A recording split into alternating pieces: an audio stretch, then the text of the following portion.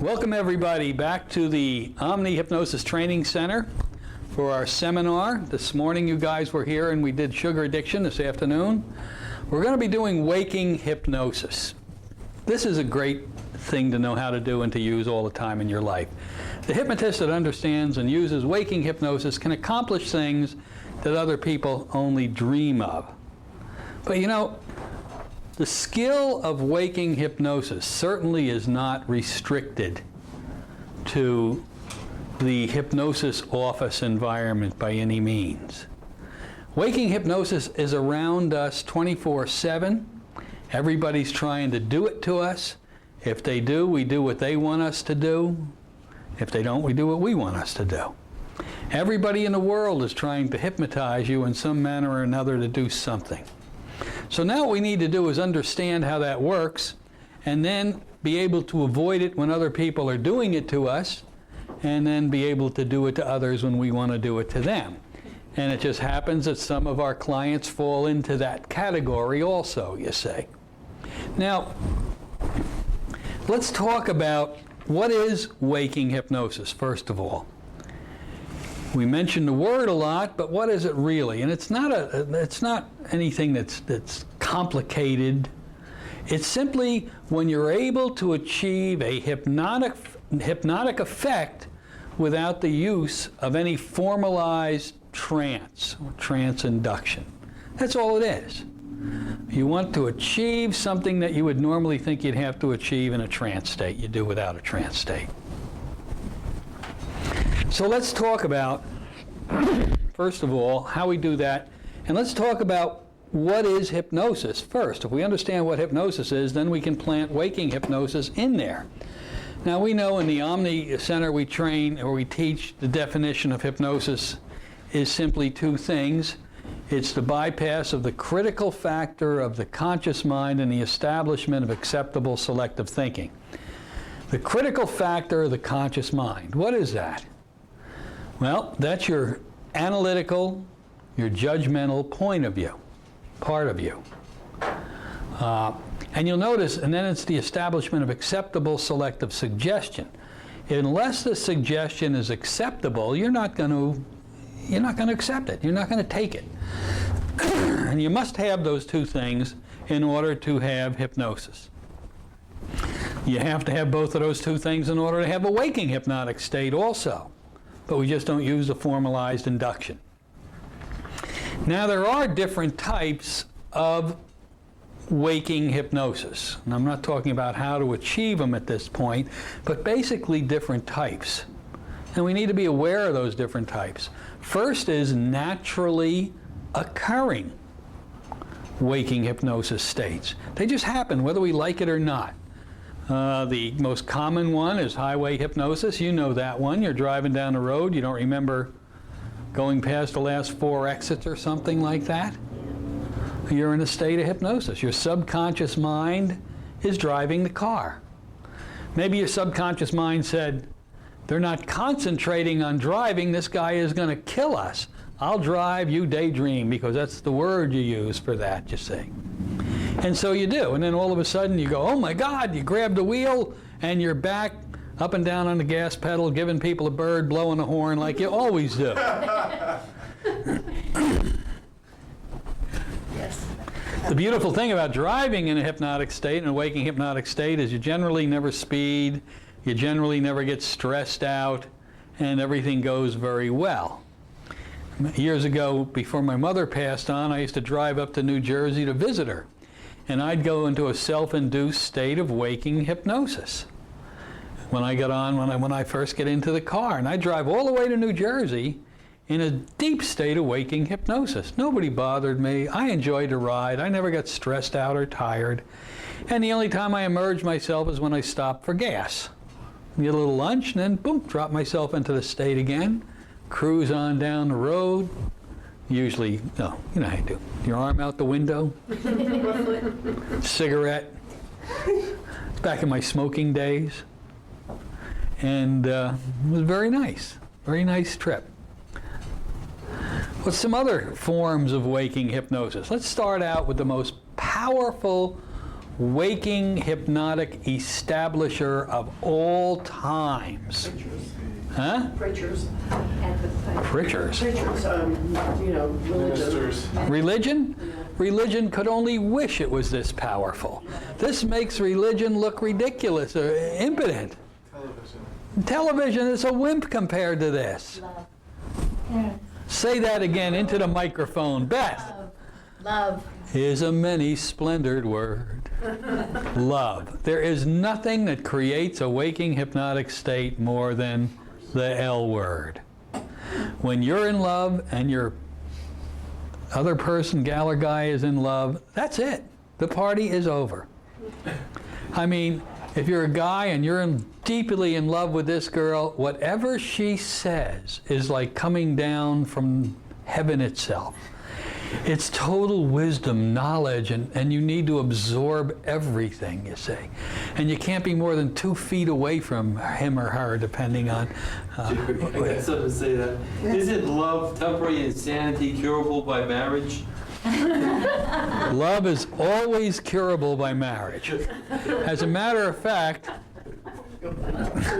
we shouldn't have this on tape, but do you know the one food that destroys more good relationships than any other one? Wedding cake. But I digress. Love is a great creator of the hypnotic state. If you take that, then you can take the flip side of it. Another great creator of a hypnotic state is fear. When you're frightened, your critical factor is so far bypassed, it's not even on the same planet. Fear can bypass any critical factor known by man. Very two strong emotions, love and fear. Yeah, strong emotions. Love and fear are about some of the strongest emotions you'll ever feel. And anger, I guess, would be in that as well. Yes, anger will bypass critical factor. Your judgmental capabilities when you're angry are minimal to non-existent.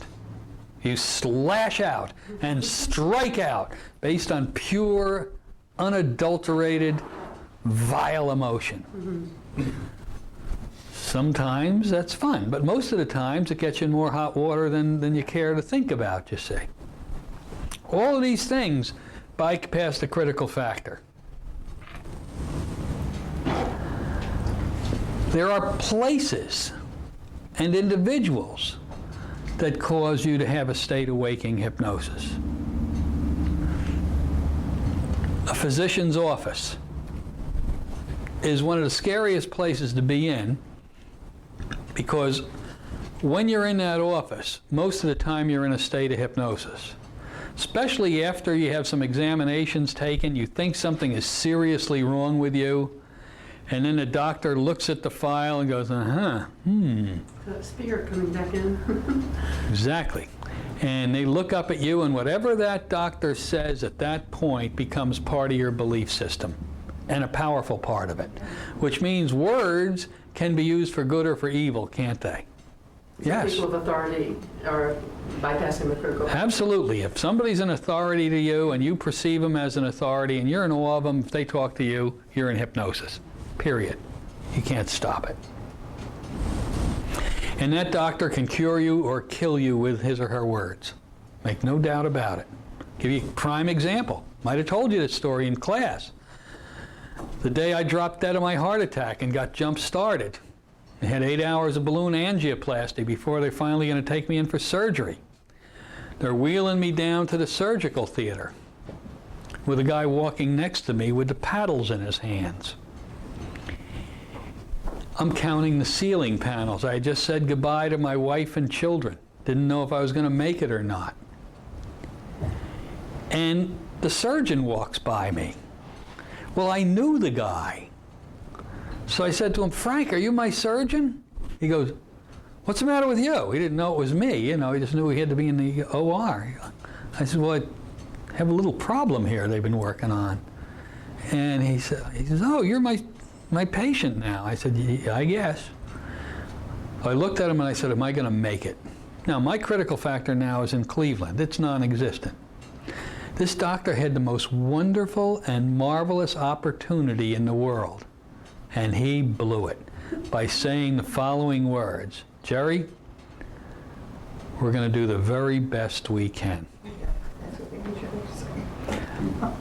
That's it. I knew I was doomed. I knew I was dead. I knew when they hit me with the anesthesia, that was going to be the end of the ball game.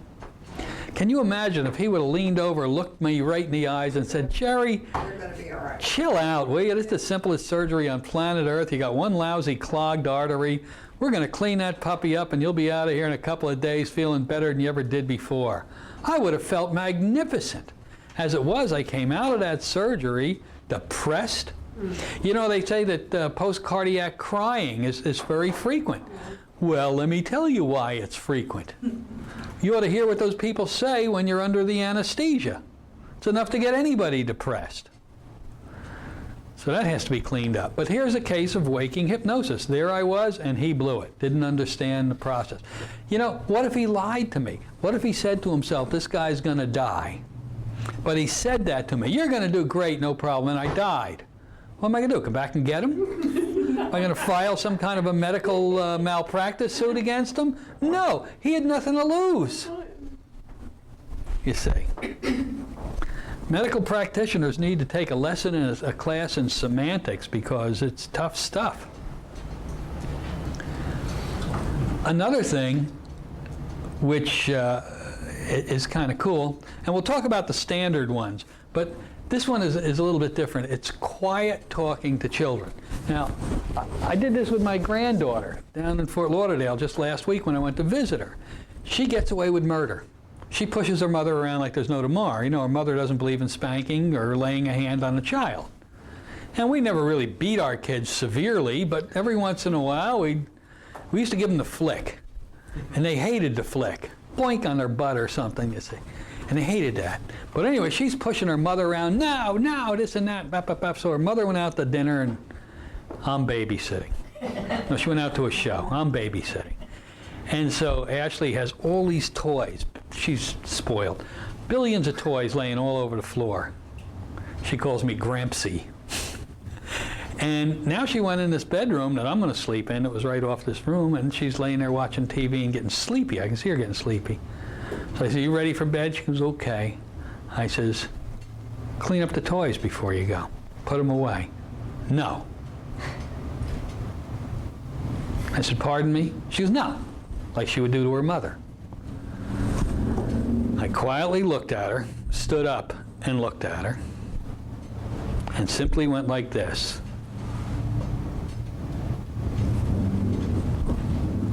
Without a smile on my face. Now, Grampsy never did that before, you see. She looked at me, she came walking over. And in a very low voice, compared to what my daughter would be screaming at the top of her lungs, saying, I'm going to count to 3, and if you don't do it by the time I reach 3, and then she never does it when she reaches 3 anyway. But anyway, I said, Ashley, I want you to listen very carefully what I'm going to say. I'm not your mother. I'm not your nana. I'm your gramps. And I handle things very differently than they do. Pick them up, put them away, do it now. Okay, Gramps. Dunk, dunk, dunk, dunk, dunk. Not another word. Every once in a while she was picking up her toys. I said, you're doing great. That really looks nice. You see. But I had her locked on. I bypassed her critical factor. Instead of the screaming she was used to, very quiet. And you all know if you're parents, when you talk low to your kids, they're scared. They know that you're serious at that point, you see. So that's a great way to do with kids. Mothers, any mothers in here? You're waking hypnotists, aren't you? I mean, how many times, the old classic thing, and I know it happened to me when I fell down out in the sidewalk and scraped my knee and it was bleeding a little bit. I'm screaming, yelling, crying, go walking in, my mother there. Oh, honey, let me wipe it off. I wiped it off with a damp rag. Let me give it a kiss, and it's going to be all better. Okay, Mommy, I'm going out to play again. That's waking hypnosis, and it works every time with children, you see. Just another form of waking hypnosis. Here's an interesting one that happened to me when I had my heart attack. And I'm bored after it's over in recovery, and I need to cause some trouble. So I get out and they have this black line painted on the wall, and it's marked off every 10 feet. And before you're allowed out of the hospital, you have to be able to walk down to the end and walk back. And I think it was 50 feet one way and 50 feet the other way, and you have to wheel that thing that holds your jug of juice with you, you know. So I thought this was a great time to have some fun. So I made sure they put one of these gowns on that when you stand up, your butt hangs out, you know. And upstairs, top drawer on my right, I think. Looking for the car keys. Anyway. So I decided to get up and take a walk. I make sure the butt's hanging out, and I get out there and I start walking down the road, you see. And that was fun for a couple of times. I did that, but it wasn't causing any stir. You know, I'm dealing with a bunch of doctors and nurses. Having my butt hang out, what there was of it, wasn't that big of a deal. So I decided I've got to find some other thing to do. So I said, oh man, this looks like fun. And I see this nurse walking up to me. Now I can see she's got this very crisp new nurse outfit on. And it was a jacket and a skirt, but it was really, you can tell, you know, when clothes are really new, they like never will look that way again kind of a look. So I go walking down, and I'm looking at her. And I said, hold it a minute. She goes, what's the matter? I said,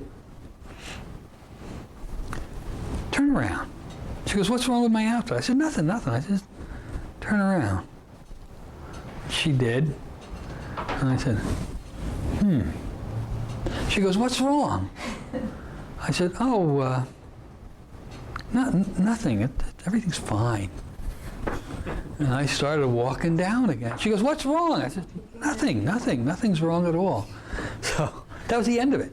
The next day she comes walking in. She's got this pair of nurse slacks on and top, you know, and I happened to see her, and she says, I want to thank you. I said, why? I said, for what you said yesterday. I said, what did I say? She goes, well, how you didn't like that outfit. I didn't like it either. It never felt good on me. I thought it was terrible, so I took it back. That's waking hypnosis. Now, husbands can use this trick. This is a great trick. When I first got married, I didn't have a lot of money. Who has money when you're first married? You know, you're kind of skimping and saving. We were in the military, and of course they give you tremendously big paychecks.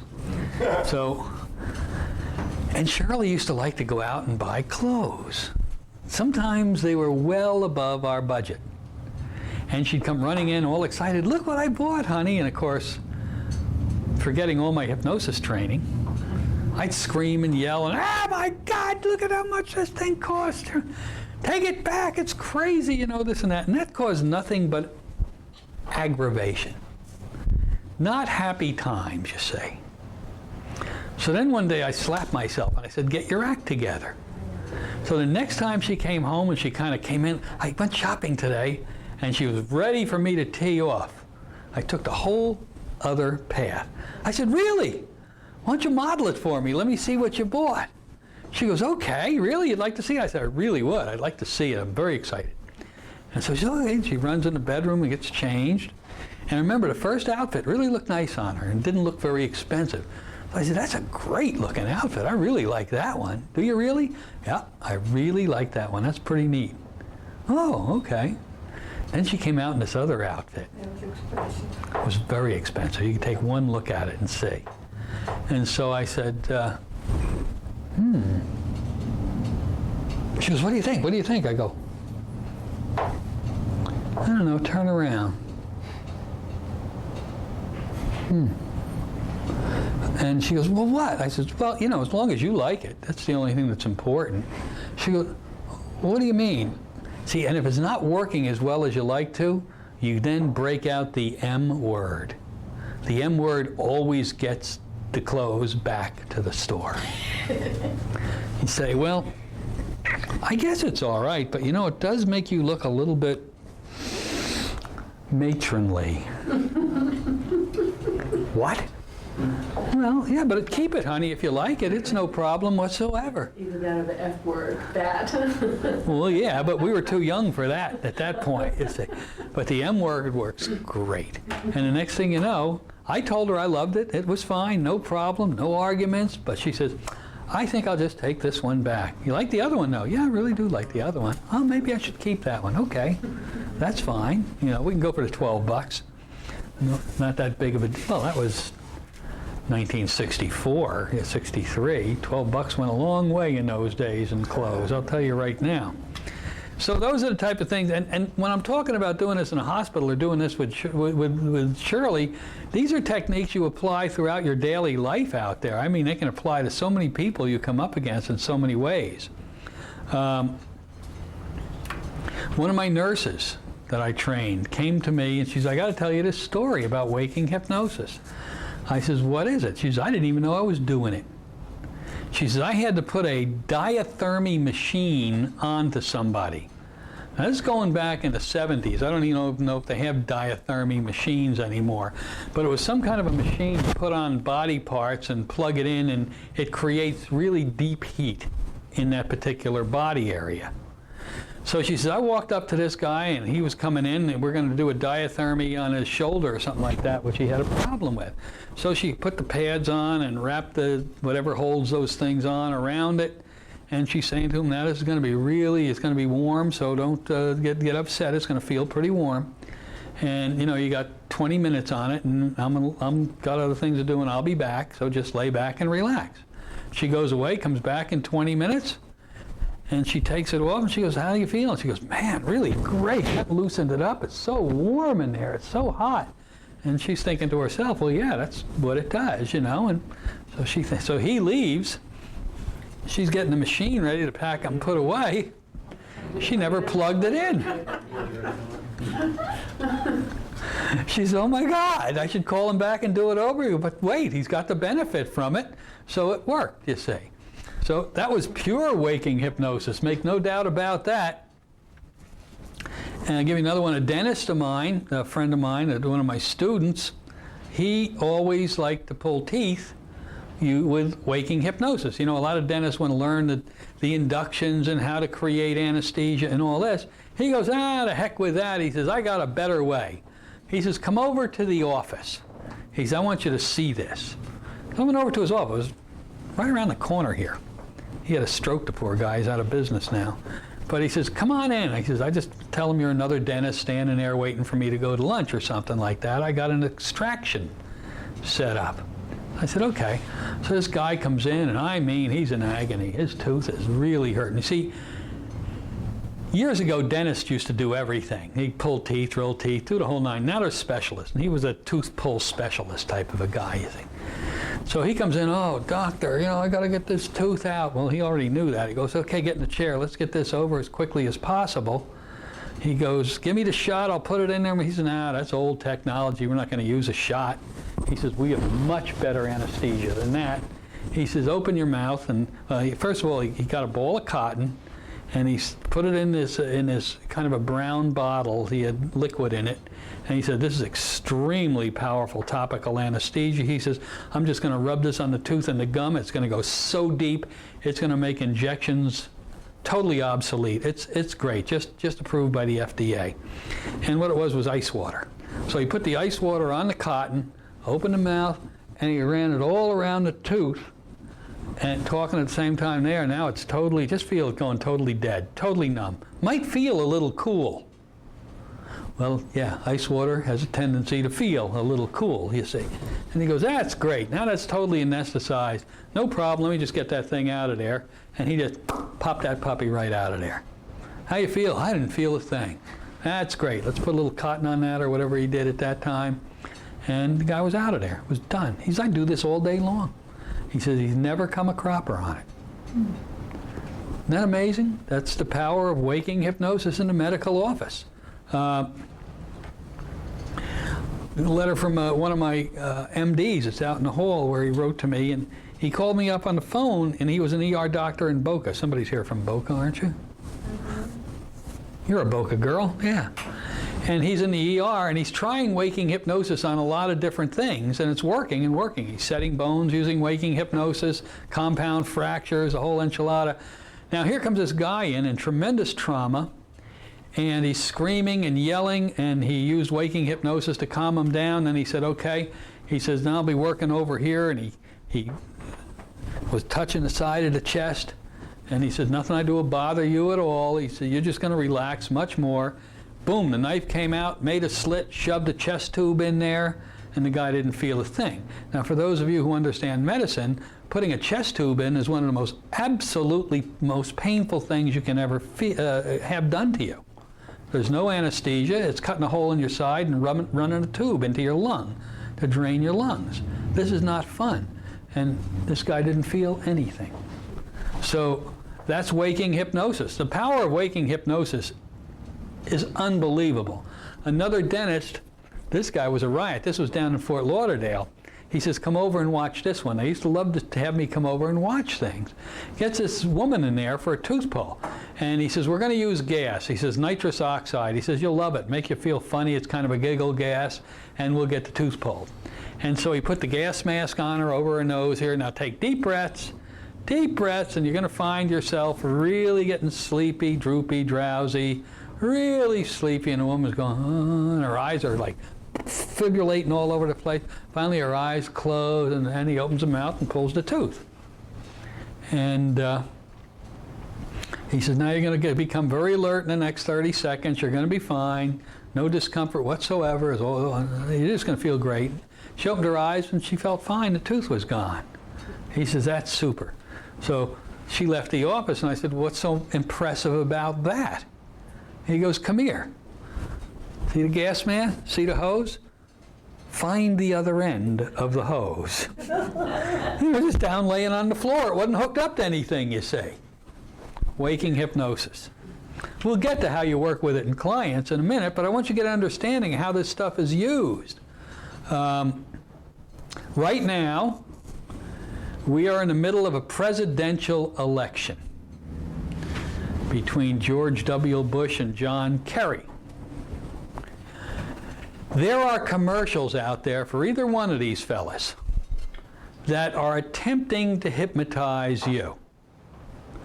If they do, it's going to move you more toward their camp, and you'll have more of a tendency to get to vote for that particular individual.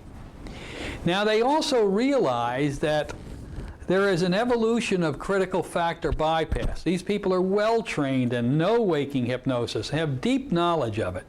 But they also know that it's like insecticide. Bugs adapt to it. So you always got to get a stronger insecticide than the one you had to use last season, you see. And so what happens is to bypass your critical factor, I've noticed it over my lifetime, the political commercials have gotten more creative, more violent, more off the wall to try to bypass your critical factor and to try to get you into a state of waking hypnosis. I'm waiting. I mean, they've gotten so bad this year. I'm waiting for one of them to say that the other guy stabs babies when nobody's looking or something. You know, it's just beyond horrible. Both of them should be ashamed of themselves. But that's an attempt, a powerful attempt at waking hypnosis. Political advertising. It's amazing. In a TV commercial, if a TV commercial bypasses your critical factor, you buy the product, don't you? Yes, you do. If it bypasses your critical factor, you're just not going to let it bypass your critical factor. And it's like that commercial we talked about in class. Remember that in Boca Raton, years ago when Boca Raton was a sleepy little town, before there was very much west of US 1. There was a car dealer down there, and he had a UHF commercial that I used to be an advisor to the UHF channels on their commercials as to whether they would bypass critical factor of the target audience. And this was a riot. The target audience was blue-collar workers, 18 to 25. And here's this little fat guy like I used to be, standing in front of his cars with the Western outfit on. And he's yelling, come on down. We got the greatest cars in town. You come down this weekend, we got free hot dogs, hamburgers, soda pops, and balloons for the kids. Oh, we guarantee every car. His guarantee was that it'll drive off the lot, but that's besides the point. You walk in, you drive out. We'll guarantee that. And maybe that was enough of a critical factor bypass. But next to this guy was this off-duty professional basketball player who was probably 7 foot plus tall in a yellow chicken outfit going, do I do that good? Well, picture these guys. They're so focused on this stupid, monstrous chicken, they're not even hearing what this guy's saying. But it's going in pure and unadulterated because his critical factor is in Cleveland. He's in pure hypnosis. All of a sudden he says, hey, Stella, let's go down and get a car. Well, you're watching a ball game. Don't worry, I'll tape it. And that guy's business went up 122% in one working month. That's unheard of. Just unheard of. Where was the critical factor bypass? It could have been him yelling and screaming. It definitely was the chicken. And the target audience was perfect. If you want to bypass my wife's critical factor, turn the jewelry channel on the television set. She'll stare there, get glazed eyes for hours, writing down numbers of the different items. Never calls up on them, but she'll write the numbers down. Therapists or therapeutical interventions frequently use waking hypnosis suggestion. They don't know they're using it, but they're using it. For example, let's take AAA, Alcoholics Anonymous. Alcoholics Anonymous is a very successful 12-step program to help people control their alcohol program. Not to eliminate it, but to keep it under control. And so how do they start you off? It's many ways like the military, which is another critical factor bypass program you get into. They have you stand up and say, I'm an alcoholic and I need help. Then after that, because now you're accepted by the group, when the speaker's up there talking, you want help, you allow that speaker to bypass your critical factor. And what are they programming you with? That you will always be an alcoholic. Isn't that right? You will always be a recovering alcoholic. You will never again be able to have a drink of alcohol. And so you accept that as part of your belief system because you were hypnotized. You think it's the only way to go about it. And so you then are a hypnotized, controlled alcoholic. Of course, when it comes to alcohol, we know the hypnotic approach is totally different. That's a whole nother enchilada. We don't deal with control, we deal with transformation, which is a much better way to go, I think. But AA uses it all the time. A lot of your problems people come into your office for come in because they have been hypnotized in the waking state to be frightened of something. For example, let's say that you're a young girl or a guy, young person. Let me not be sexist here. A young person and you're sitting at the kitchen table, maybe you're 5 or 6 or 7 years old, and mom's talking to her girlfriend about this horrible spider that she found on her bed last night when she was sleeping. She woke up and here was this terrible spider climbing on her covers. Well, this story has already bypassed your critical factor, and who's now scared to death of spiders? How many are scared to death of spiders here? Nobody? You are. So your mother had one crawling on her bed. But that's how kids can get programmed and to have certain belief systems. Religion. Religion is a tremendous critical waking hypnosis situation. Religion could not ever exist, ever, without hypnosis. Impossible. Come on, I want you to see if you can separate yourself from religion, just for a moment. Just do the best you can to move yourself completely as knowing nothing about any religion. Now, think about then what people are talking about. That there's this omnipresent creator floating around on a cloud somewhere out in space, and all he's doing is listening to you, and he gets upset if you do something wrong. And if you do something wrong, he's going to make sure you go to hell. You out of one of the 74 billion people on the planet, he's watching every move you make.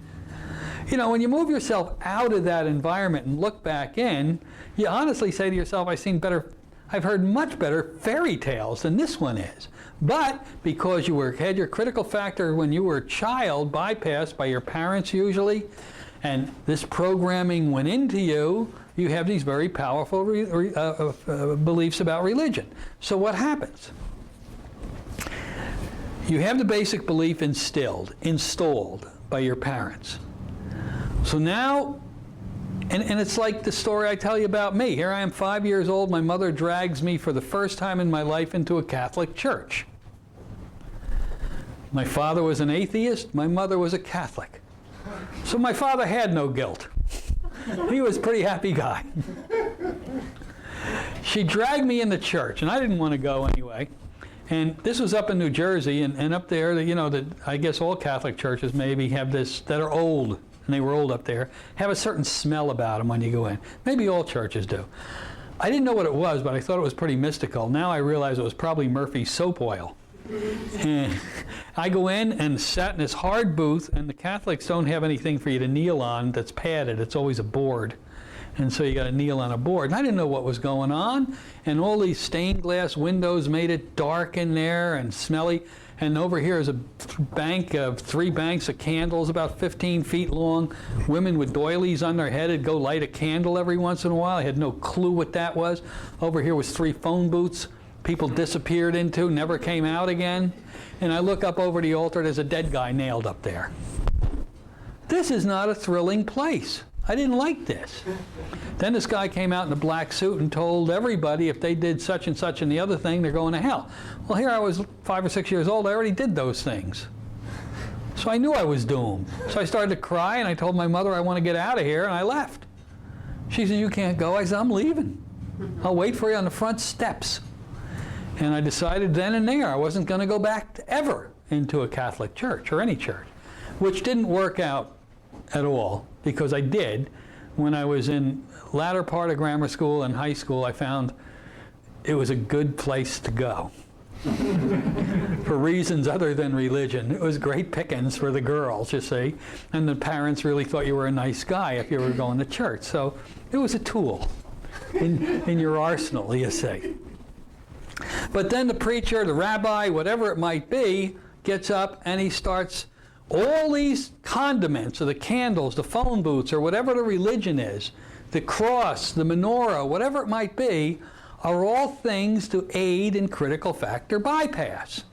So that when the priest or the rabbi or the minister gets up there and starts talking, you're in trance, the environment's put you in trance. Now his words are going to keep you in trance and program you with the dogma of that particular religion. Is that bad? No. If you like the religion, if this is something you enjoy, it's fine. But can it be bad? Well, can we spell Taliban? Can we spell Jim Jones?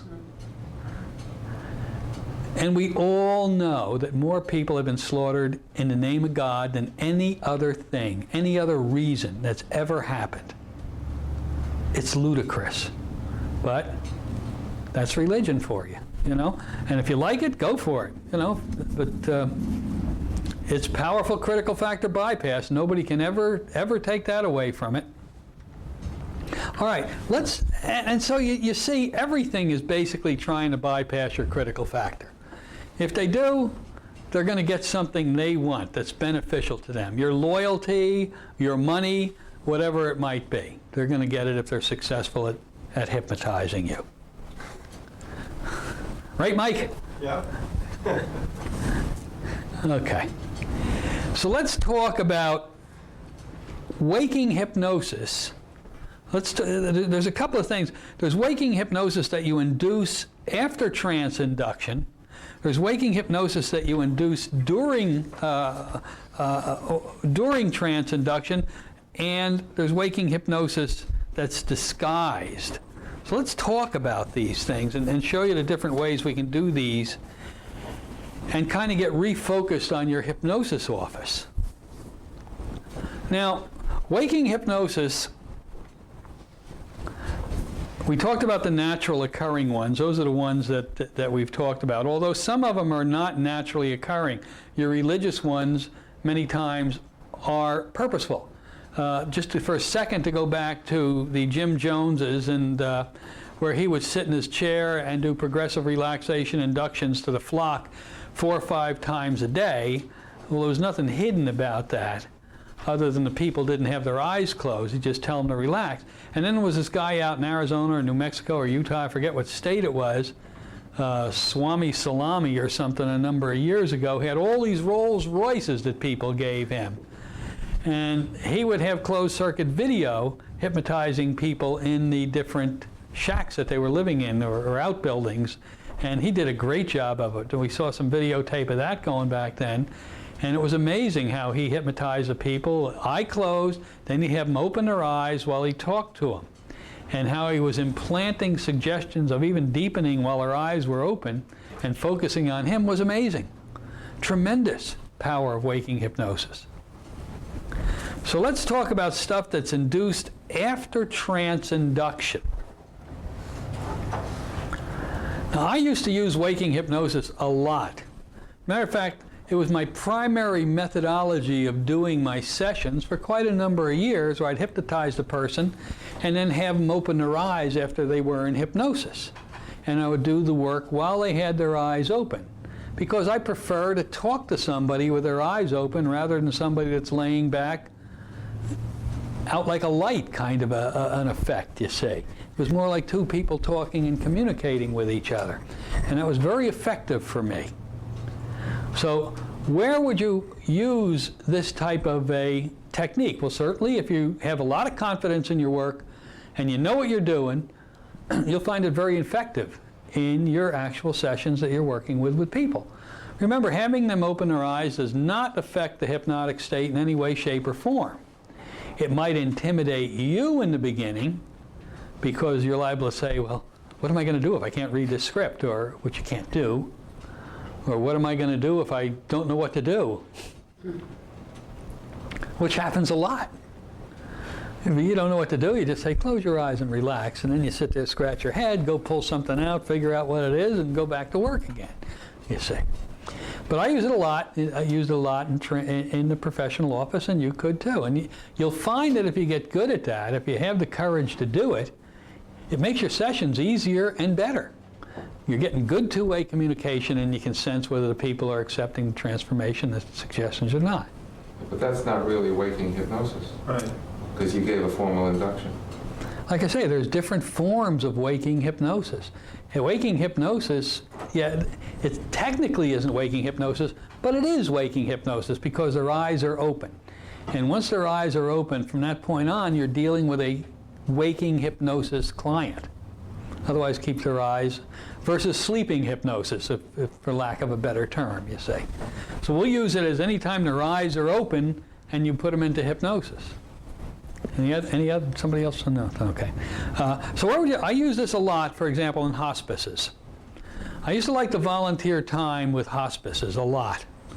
You know, when you reach a certain level of success, it's incumbent of you to give back something to the community if you want to feel right about the work that you do. And I've always done that. I'd go to the hospice, and these people were terribly sick. Now, don't think, for example, hospices are just old people. That's not any, I mean, you'd be amazed.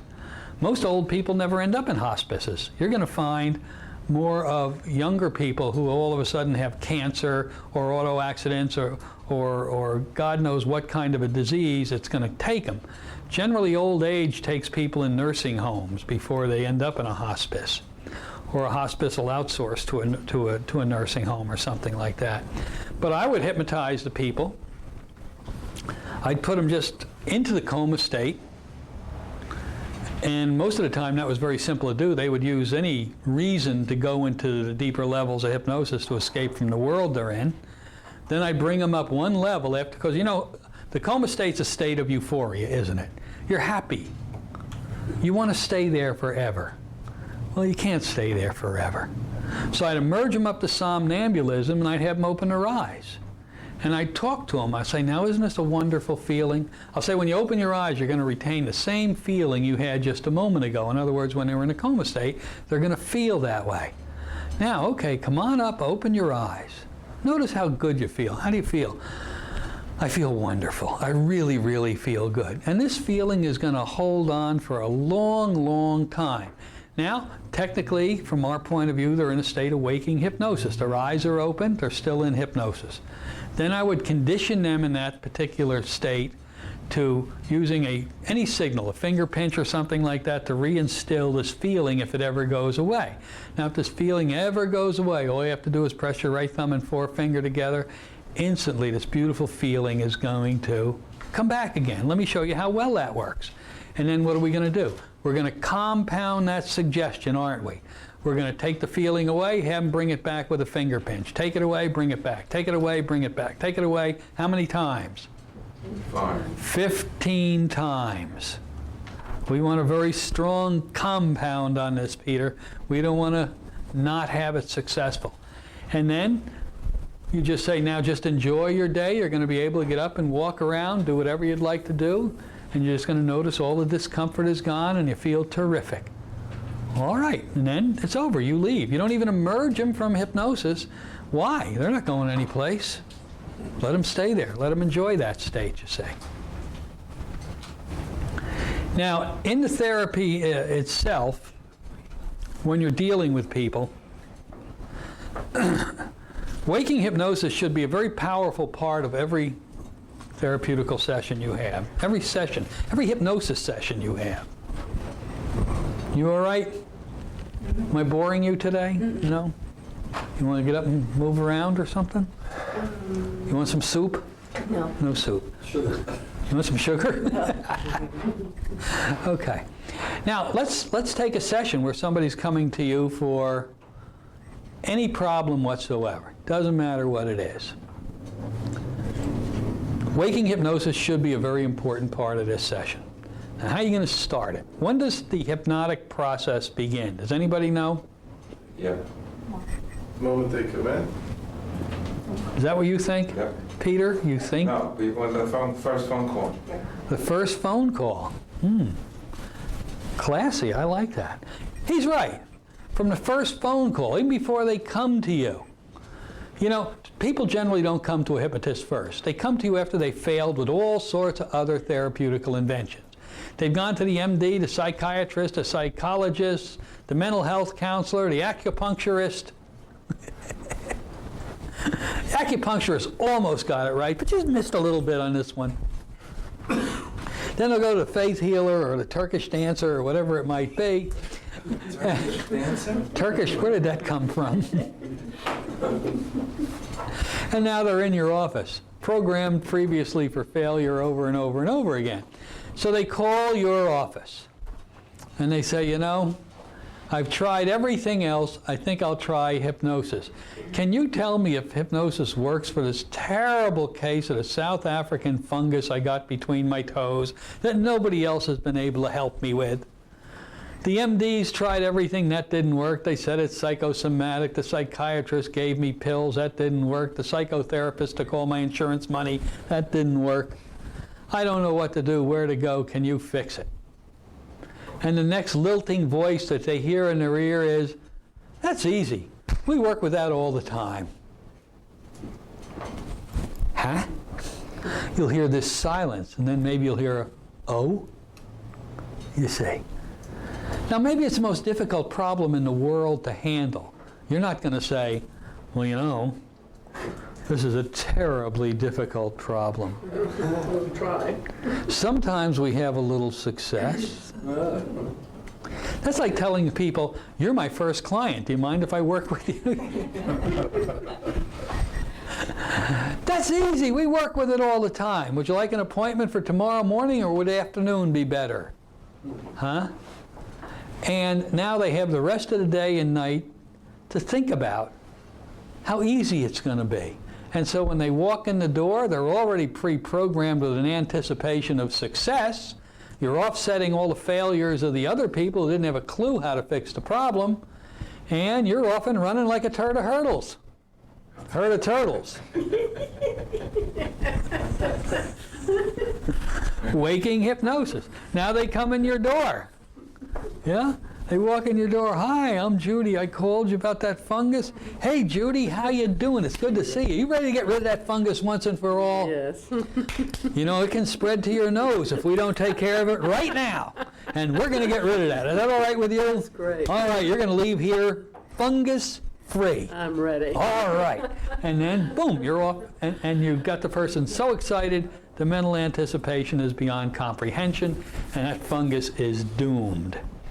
Now, so there's the opening wedge using a simple waking hypnosis to get them really primed for the session.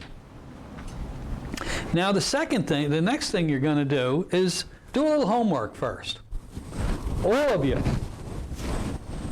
Whether you're in the class or whether you're out there in your home in Cleveland or Boise or Oxycontin, Texas. Oxycontin, Texas? Man, I bet that would have a big population. Anyway, you need to learn this technique. And this is going to take a little bit of practice on your part. And it's called the eye stare technique.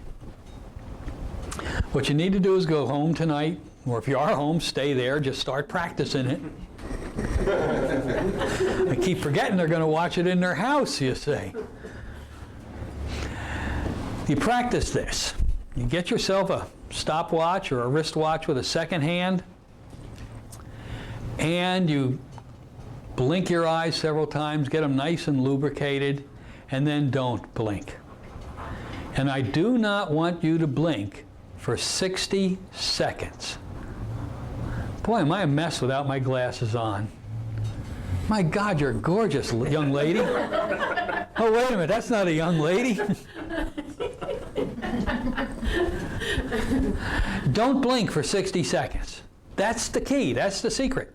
Now, if you don't blink for 60 seconds, you're going to have amazing capability. Now, here's what happens when you practice not blinking, though. First thing that's going to happen is your eyes are going to start to feel dry. Then they're going to itch.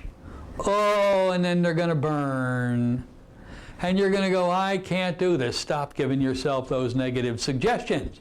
You're going to say, it burns, but I can do this. And you keep them open and keep them open. And you know, if you do it long enough, pretty soon all the burns go away. They're going to just feel numb. But you'll be able to do it. Now, once you're able to do that, and you're able to do that by design anytime you want, and it only takes a little practice. Now, you got people where you want them to be. You got your client where you want them to be. You got the car dealer where you want them to be. Not the wife, they'll hurt you.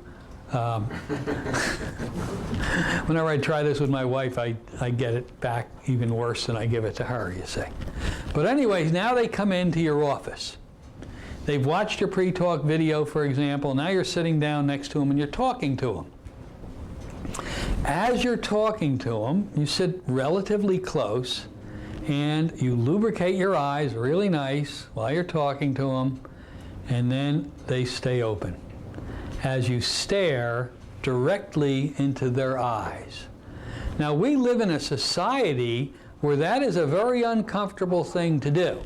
For most of you, unless you're thinking otherwise, when you're talking to somebody, you glance at them, you look away, then you'll come back and glance at them again, you look away, because you don't want to look too long. They're liable to figure out you don't know what you're talking about. So you quickly move away, wondering, I wonder if they're buying this one, you see. And so that's the history of our world at this point. But you're not going to do that. You're going to be there on them. And you're going to talk to them without blinking. Now, what's going to happen? They are very rapidly going to become very nervous and very jerky. They don't like it. They're going to become fidgety, they don't know what to do, and they're going to become very uncomfortable. And until finally they'll break and look away from you. When they do that, quickly you go and blink those eyes, lubricate them, then go right back on them when they look back, and it's as if you didn't go anyplace. They go, oh man, he's still looking at me with those weird eyes. And they'll break away again, and you lubricate again, but you're right back on them. Until finally it happens. You'll see them take a relatively deep breath, and they'll go. A glaze will come over their eyes. They're very calm. They may blink occasionally, but they are in a beautiful state of waking hypnosis. Now, once they're there, of course they don't know they're hypnotized. That's the beauty of it. So there's nothing to defend against because you're not hypnotized.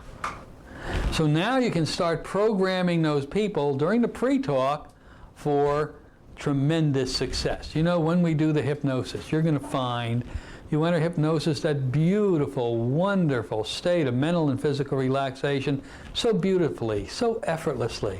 And you'll go into that beautiful level of hypnosis where, if you like the suggestions, they will have a powerful effect on you. And if you don't like them, you'll be so alert, you'll be able to reject anything instantly.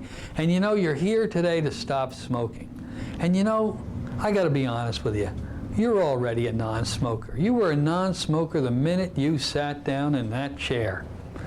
Your conscious mind wasn't aware of it because that's not the part we normally talk to. But your subconscious mind is aware of it. That's the part of you that brought you here. That's the part of you that wants change. That's the part of you that already has created the change. Oh, we'll drop through the formal hypnosis hoops just so you can feel good about it, but you're already a non-smoker. Notice how good you feel. Just feel inside yourself for a minute. Notice that warm feeling of success is already starting to build inside of you. Notice how powerful you feel. Notice how you're taking back control of your world. You feel great. You feel powerful. And you're staring right at them, man. Hold on. Now you can turn and blink if you want to. It doesn't matter. They're in trance. You don't have to keep staring at this point. And you can just talk to them for an hour if you want to, and do the whole hypnotic session this way. I've done sessions like this where I say, okay, now just let your eyes close down after the whole session was over. And I say, you've done great, and you are a non-smoker, and you remain a non-smoker for the rest of your life. And at the count of 3, eyes open, fully alert, and notice when you open your eyes, cigarettes for you, are part of your ancient history and no longer a part of your world today. Open your eyes. Boom. And that worked perfect. So you want to learn the eye stare. That's very, very important to do that. Let me show you how that worked in a bar. Not that I ever would go in a bar.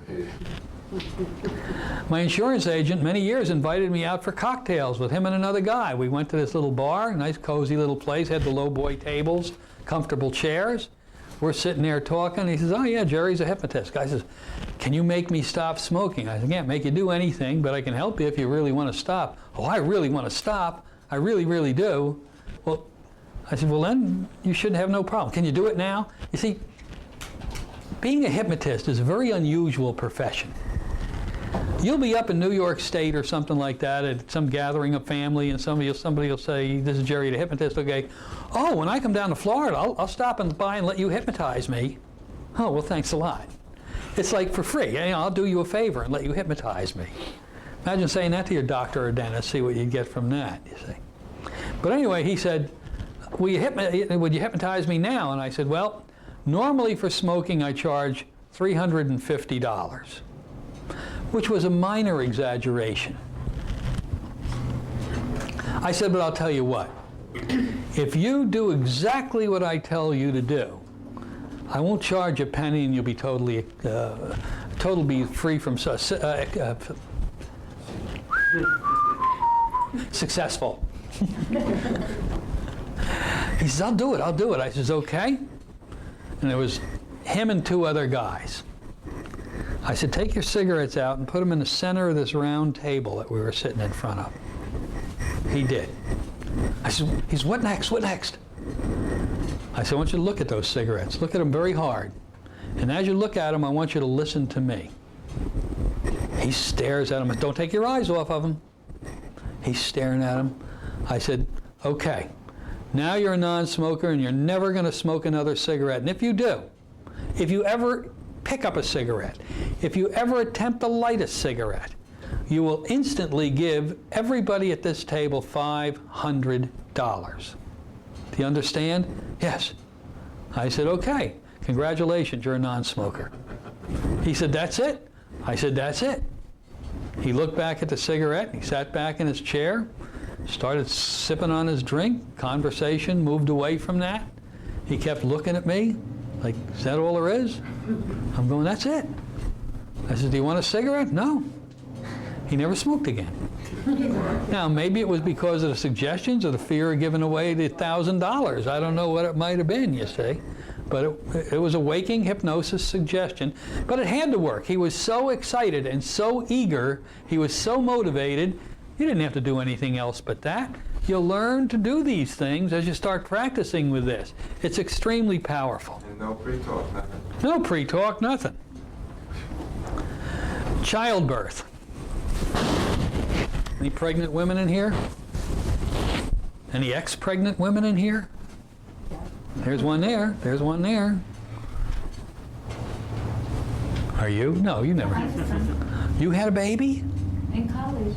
You had a baby in college? My son is in college. Oh, your son's in college. Okay. Got to watch your semantics in this work, you see. One of the great ways, everybody tries to make childbirth such as deep and complicated process, and it really isn't. Well, I'm not saying that childbirth isn't a complicated, but I'm talking the hypnotic approach to childbirth is not that complicated. And it's especially easy with the second child. If the woman had a terrible time with the first one, because you simply say, if you do what I say, you're going to find that you're going to have your baby without the slightest discomfort, nothing like that first event that you had. Now, most women who have gone through that are more than motivated to have it without any discomfort compared to the first time around. And so they do. I'll say, well, in other words, from that point on, you will listen carefully to me and do anything I ask you to do. And they will. We have the formal childbirth program, of course. But interesting to show you the power of waking hypnosis. I was up in New York State visiting my wife's parents when they used to live up there. It was in the wintertime. And they invited us over for dinner. Well, we were staying there, so of course they invited us over for dinner, but they invited other people over for dinner. And this woman comes in as big as a house. I mean, little girl, but big as a house. She is ready to pop. It's 9 months plus some days. I mean, everything is ready. But she didn't go into her contraction period at this time, so we sat down to dinner, and we started talking about hypnosis for childbirth. And I said to myself, well, I'm going to have some fun with this. I had a couple of relaxing alcoholic beverages at this point, so I was kind of feeling fun. I said, let's have some fun. What the heck? If nothing works, nothing works. If it works great. So she started talking to me, and of course, my wife's mother is saying I'm the greatest hypnotist on planet Earth and all this stuff. So it's already building my reputation and rapport with this woman, you see. So finally she said, and it works really that well with childbirth? I said, absolutely. It's probably one of the easiest things we work with. And she said, oh my, I wish I had time to learn that. I said, I'll teach it to you right now. I just take my hand. Now you're not a girl, but we'll make believe you're a girl. Hiya, Tootsie, how are you? I can't make believe he's a girl. Take my hand. I draw the line. Is it the beard? And I'm looking at her in the eyes, and I'm saying, and I've got the stare going. I've got her into trance. She just doesn't know it. I'll say, as long as you hold my hand like this while I'm talking to you, whatever I tell you, as long as it's acceptable, is going to be a powerful part of not only your belief system, but the truth of the world around you. You're going to notice that when your contraction period begins, of course you never say labor or labor pains, that just causes the problem. You're going to find with each contraction, all of the muscles required to deliver your baby work perfectly, in perfect harmony and in perfect timing, but in a very relaxed manner. In other words, each contraction causes you to feel more comfortable and more relaxed than the one before that. And this is going to be wonderful because by the time it comes time for your baby to exit your body, you're going to be so relaxed. It'll happen so easily, and it'll be no more discomfort than an average bowel movement. And you're just going to enjoy every single moment of it. And I said, do you understand that? And that's and I blithered on a little bit more about this. So then I said, oh, what the heck? Let's go for it. And I said, now, you know, you're a little over 9 months pregnant, aren't you? Well, give me your other hand now. Now, I'm going to press here, this particular nerve right here. Now, when I do, it's going to cause your contraction period to begin. And you're going to have your baby in about 2 hours or less. Would that be okay with you? Yeah, let's get done with. That's exactly what she said. Really? She said, please. I said, all right. And I started gently massaging this. I said, now, you're going to notice that as I continue this massage, you're going to notice a pressure build up in your abdomen. And it's going to be very slight. It's going to be almost, I wonder if I really felt that. And that's going to be the first light contraction. Now, when you feel that, you'll let me know, because you'll discover that when you feel that, you have this wonderful feeling of confidence and relaxation flows across your entire body. So just let me know when you feel it. And she goes, my gosh, I feel it right now. And I says, isn't that wonderful? And notice how you feel so relaxed. Yes, it's like a hug. I said, okay. And we started the contraction period. And it was amazing. And we're sitting there, and of course, I probably should have stopped my consumption at that point, but I figured my mother-in-law's here. I got to have some kind of an anesthetic. So I whooped up another scotch or two, you know, and I'm feeling really on a roll by this time. And just giving her direct suggestion and waking hypnosis, took her to the hospital, and 1 hour and 27 minutes from the first contraction, the baby was delivered. And it was amazing. But I wouldn't leave her. I didn't know how far I could push this. The whole thing, I'm just rubbing her hand. And just notice how wonderful this feels with each contraction. And as a contraction comes on, you can see it. And I'm going, now watch. As I push this nerve, how wonderful it feels. And I push some other stupid spot on her hand that I had no clue what was there. Oh, it does feel so, a lot of pressure, you know, because they get really hard pressure. And I'll say, now you'll feel the pressure, but it's going to be a relaxed pressure. It's going to feel good. It's not going to feel anything but really warm, snuggly, and firm, and you're going to enjoy it. And boom, she had the baby, and she said that was the most amazing thing that ever happened. And you know what? I had to agree with her. I never did that before. I thought that was very exciting, you see. And of course, everybody is raving around me, and I'm going, that's nothing. You know, little did they know I was half schnockered when I was doing it, but it was still waking hypnosis in its pure form, you see. So you can bring this online in any trauma situation. The waking hypnosis scenario, you run into these things every day that you can help people with waking hypnosis. And I told you in class about the woman that was on fire. You remember that story. Well, you guys at home don't know that story. But we're filling up my brother-in-law's boat at a gas dock. And there was a big Hatteras with a flying bridge in front of us. And the husband was up on the flying bridge, and the woman was down there filling the tank. She got done with it. He thought the fan was on that was blowing the air through the area of the gas fume in the bilge. But apparently, he turned the switch on, but it didn't work. It didn't go on for some whatever reason. Anyway, when he keyed the ignition, boom, and this woman is flying through the air, on fire, crashes down on the dock up against a gas pump, burning like a torch. And you ever see human hair burn? It's amazing how fast it burns. You just couldn't even believe it. Anyway, we saw that, and she's screaming at the top of her lung in terrible trauma. I go running over to her. People are putting the fire out, beating her, and all this other kind of stuff, and she's screaming in pain.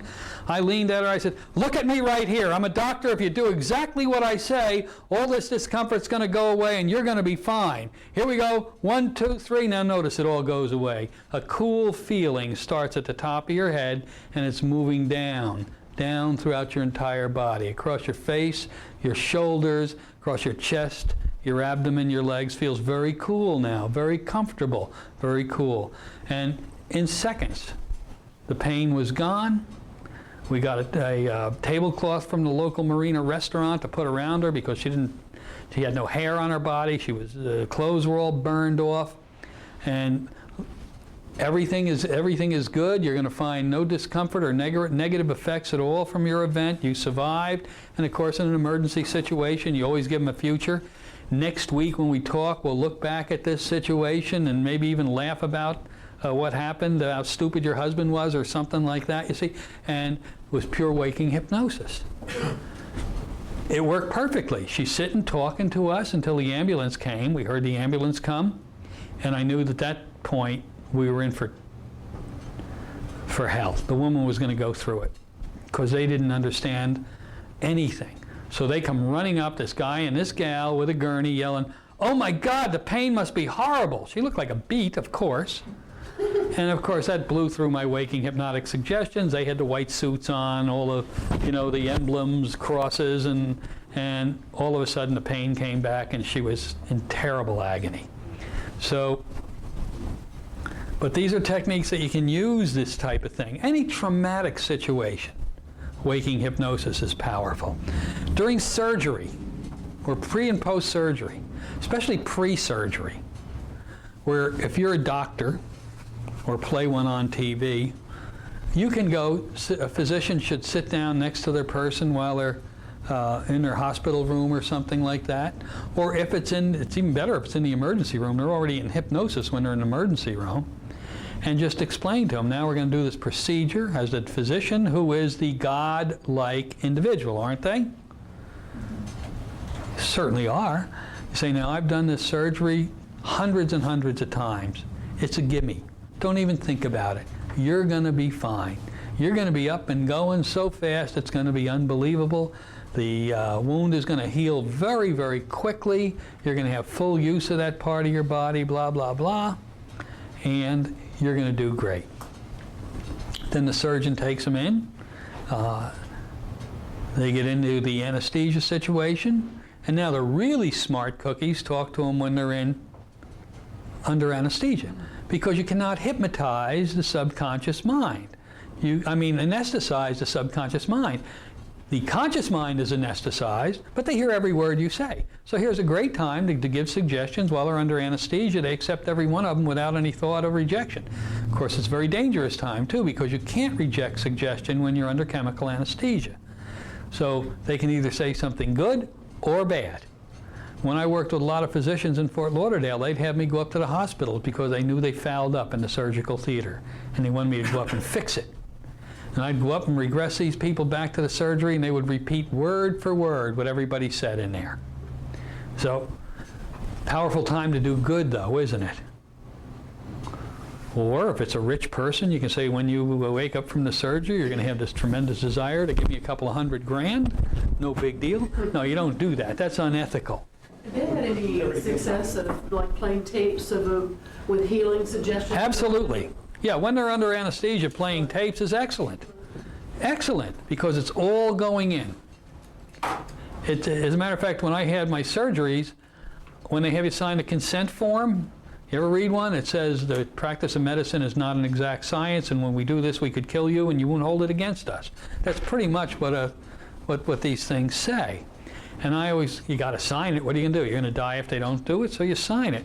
But I also have them sign something that says prior to being wheeled out of the emergency room, someone will read me this script, these words that I'm handing to you right now, and I have these leaving the emergency room script that takes away any negative words at all that were said to me. I don't care if the janitor reads it to me. It doesn't matter who reads it to me, as long as it gets read to me. you see, to offset anything that was said in that surgical theater. So that's good. So these are all places where just words can change everything. Now let's talk about disguised waking hypnosis, or disguised trance induction, for lack of a better term. First of all, one of the techniques we use in an induction is a waking hypnosis induction. Let me see if I can demonstrate. You know, sometimes a demonstration is worth 1,000 words here. So let's do a modified fixation induction.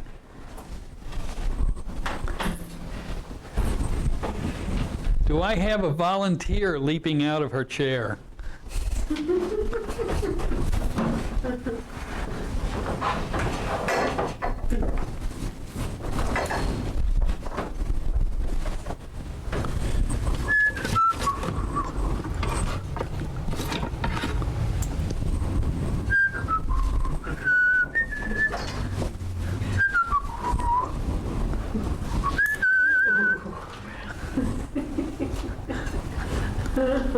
That's a waking hypnosis suggestion you're giving there. Don't worry, I wouldn't use that on you. That was just for effect.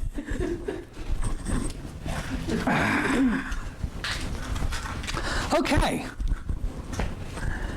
You came here today because of this very serious problem you have that we can't really say in mixed company. But we can fix it. Is that okay with you? Yes. All right. And your boyfriend will be very happy when we get this thing corrected. All right, let's get serious. Now, normally somebody would come in the office and they would expect some type of an eye closure induction technique, right? All right. But we're going to do something a little different. We're going to do a waking hypnosis induction technique. Waking hypnosis means there is no eye closure in the inductive process. But we use a waking hypnosis fixation induction technique. Now you will notice, and you at home can't see this unfortunately because you're really missing something terrific. You see in the back of the room there is an image, a doll hanging on the wall. Do you know who that doll is? That's ALF. That's ALF. What does ALF stand for? Alien Life Force. That's correct. Alien life form. That's ALF. He's our mascot at the Omni Hypnosis Center. Good. Now you'll notice that ALF has a rather large proboscis, doesn't he? Yes. That's a nose.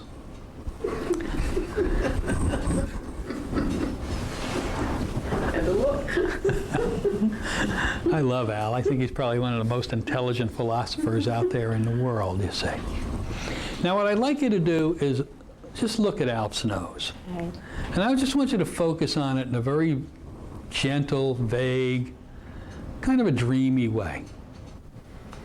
And as you look at Alf's nose, I'll just talk to you a little bit. And you'll notice that as I talk to you, you're going to develop some feelings within your mind and your body. You're going to notice that as I continue to talk, things just feel a little calmer for you. You came here today because you want to feel more motivated, more excited about life. So as you just look at Alf in a very quiet and peaceful way, just notice how your body, first of all, can just let go of a lot of tension. You see, when we focus on something, whether it's that or anything else, our minds can only think of one thing at the same time. In this case, you're just focusing on Alf, and because of that, you no longer have to focus on anything else that's going on in your world. It can be a total time of tranquility, of peace, of relaxation, mentally and physically. So as you feel your body just relaxing more and more as you're watching Alf, at the same time, notice how easily your mind can grow very calm also. Notice your mind relaxes easily and effortlessly. Notice that all the worries of your life are just not important at this time for these few moments, and you can let them drift away. It's a good feeling. It's a feeling of quietness, of peacefulness. As you just let your mind and body continue to relax, grow more comfortable, grow more peaceful, just become more quiet. Easily and effortlessly, your mind grows still and at rest. Easily and effortlessly, the tension dissolves and disappears from the physical part of you. And your body just says, this feels good, and I'll just let myself relax even more. And as I continue to talk to you, you'll find your mind and body continue to relax as you just fix your mind and eyes on Alf, and he calms you and relaxes you. And you let yourself drift deeper and more quiet, deeper and more peaceful, deeper and more at peace. Letting go, drifting down, more and more relaxed with every gentle breath you exhale.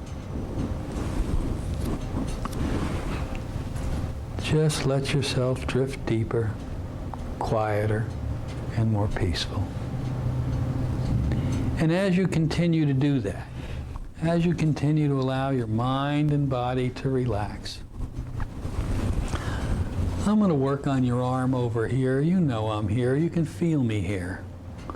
But as long as you just continue that nice, soft gaze, that peace and tranquility of mind, nothing I do here is going to affect or disturb you. You just know I'm over in this area.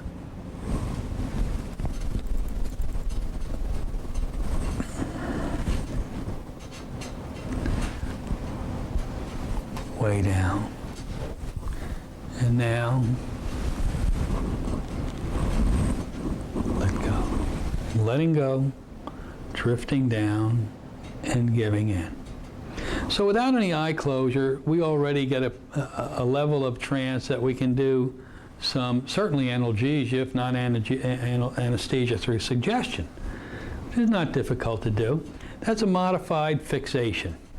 A little different than the old Dr. Flowers or intermittent accounting, which had them open and close their eyes in between each number with suggestions of becoming more relaxed between each number. I find actually a continued stare relaxes people much more because they don't have to do anything. See, if you have them open and close your eyes, they have to do something. The less that you have people do, the more easily they can focus on nothingness, you see. And so there they go.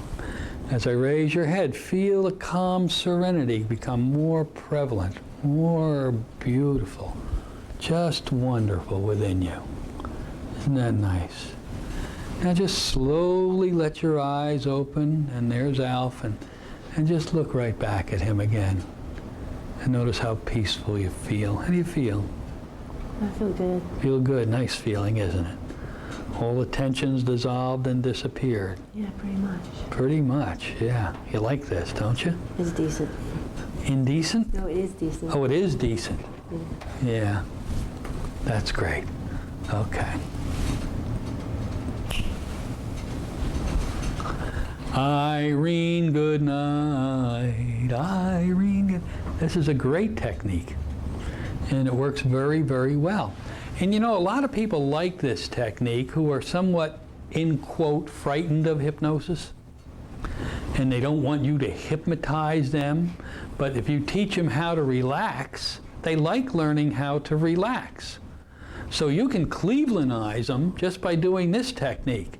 And remember, the new level of trance is Cleveland. It's below somnambulism, and just above coma is the Cleveland state.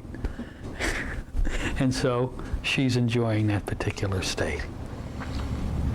Now I'm going to tap you on a kneecap 3 times, that kneecap. When I do, eyes open, fully alert, totally refreshed. And when you open your eyes, you're going to realize that the handsomest, sexiest guy on this planet is hanging on that wall and you were staring at him. 1, 2, 3, open your eyes. Ain't that a good-looking alpha?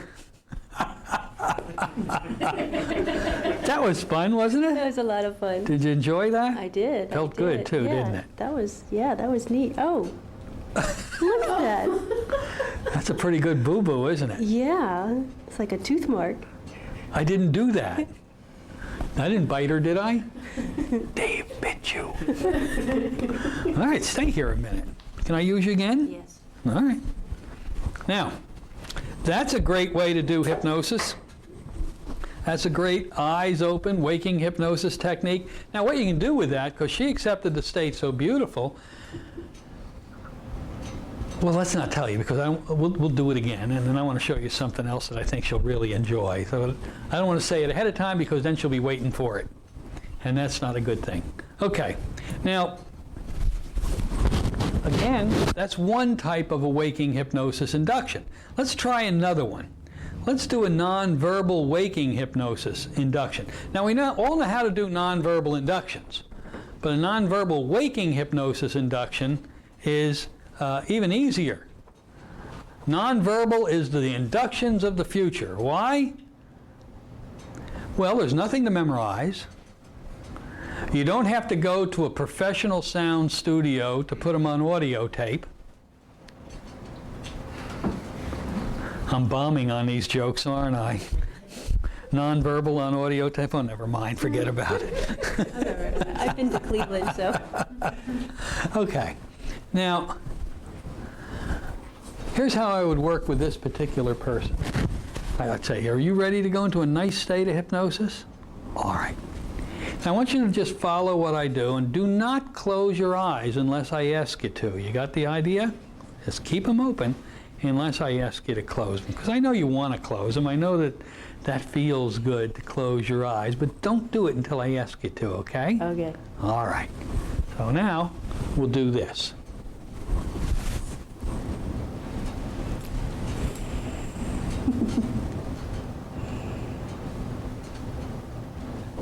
You know what's interesting is when you're working with students and they know something's coming, when you first start, their nervous energy will start them laughing or giggling or something like that. But once you start the induction, all of a sudden they get very serious and start to enjoy it. You see, that's a normal response. You don't mind if I hold the back of your neck, do you? No. What is this thing you got tucked down here? My hair. Where's it end? Oh, there it is. Oh, okay. All right, I can touch your neck. Now, can I touch your wallet? I mean, never mind. Okay, let's begin.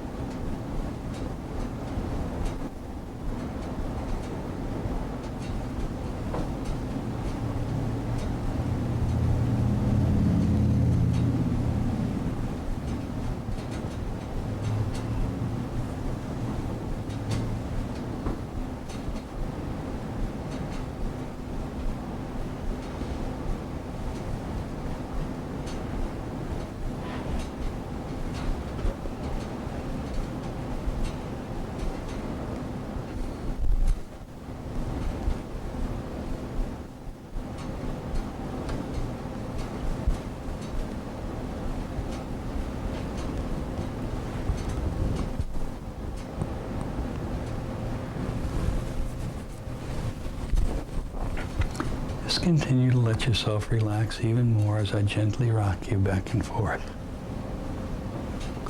Quiet, peaceful. Your mind and body just feels so quiet and still and peaceful. A very special place and a very special feeling for you to enjoy. And your mind and body easily relax even more with the sound of my voice and with every gentle breath. Just let go even more. Soothing, quiet, peaceful. That's good.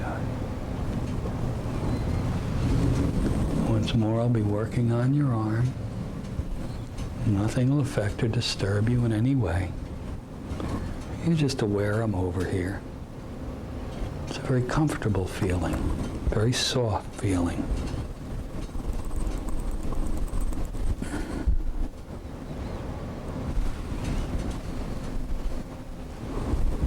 That's fine.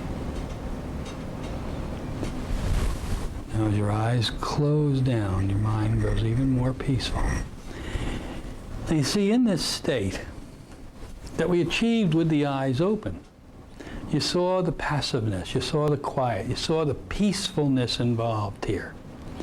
From this point on, for example, if she was approaching her contraction period in labor, just simple words of relaxing more with every gentle breath, I promise you, and if you ever get the opportunity, test me on this one, I promise you she could have her child without the slightest discomfort, simply by doing this. It's a very simple little technique. You know, the nonverbal, when we hold a hand up here, we slowly bring it in until we come up against the forehead, and then two fingers we usually drag the eyes down and push the head forward, and they go into trance very beautifully. In this one, we didn't close. As a matter of fact, I had to keep pulling her eyes open, didn't I? Now, you may not have noticed it, but when I had, then you rewind the tape at home, you'll probably see this. When I brought my hand in close, you saw the fibrillation of the eyelids. You saw it up close.